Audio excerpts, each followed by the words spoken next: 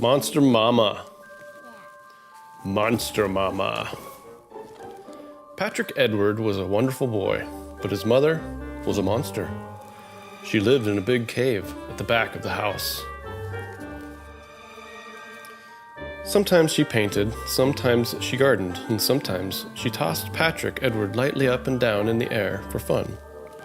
He called her Monster Mama.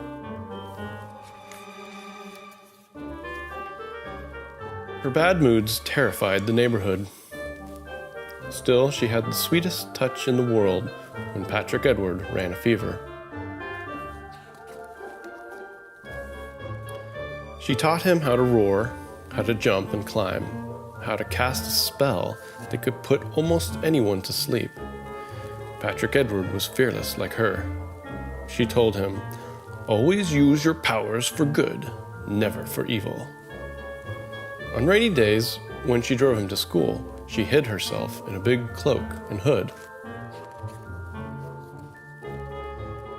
When he invited friends over, she baked cookies for them and watched secretly from the cave.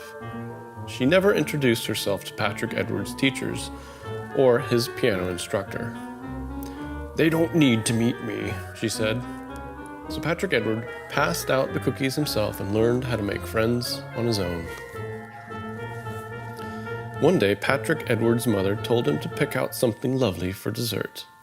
"Something with strawberries," she called after him. He decided to try the new market across town. He picked out some lovely strawberry tarts. But out in the parking lot, 3 boys circled him. "Yum," said the first boy, grabbing the grocery bag. Another boy waved a baseball bat. Patrick Edward was unafraid. "Creeps," he sang out, snatching back the bag. The boys ran after him. They chased him down the street and into an empty lot. "Villains, farewell!" howled Patrick Edward. He jumped over a creek, flew through the woods, and bounded up the side of a small mountain, but the 3 boys caught up. "We'll show him who's boss," they said. So Patrick Edward chanted the spell that would make them fall asleep. But though he said the words in the right order and looked them straight in the eye, those boys couldn't be charmed. They gobbled up Patrick Edward's lovely dessert and tied him to a tree with a piece of twine. They threw his cap off the mountain and tossed the paper bag after it. "Lizards," Patrick Edward said scornfully. "Death to all tyrants!" Your mother wears army boots," snarled the biggest boy. "What?" said Patrick Edward. "You heard me," said the boy. The other 2 smirked. "You leave my mother out of this!" Patrick Edward roared. He broke the baseball bat like a loaf of stale bread and tossed the pieces over his shoulder. Then he chased the boys back down the mountain and through the woods.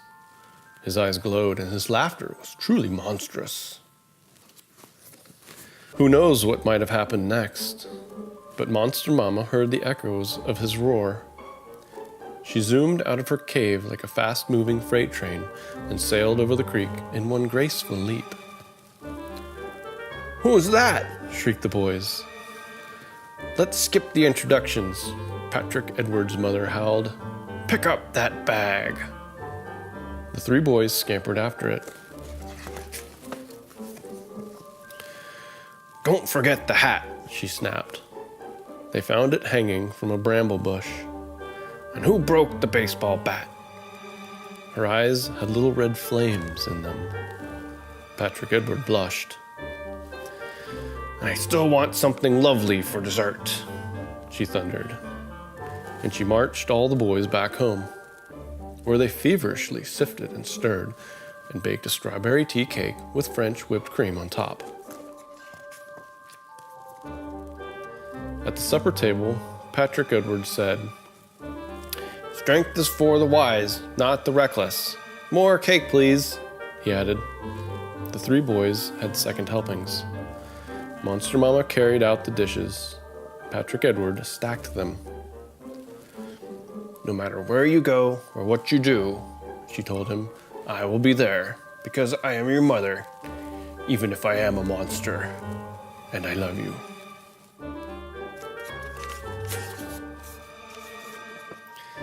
As soon as it grew dark, Patrick Edward walked the boys to the gate. "Your mother is something else," they told him admiringly. "It runs in the family," answered Patrick Edward.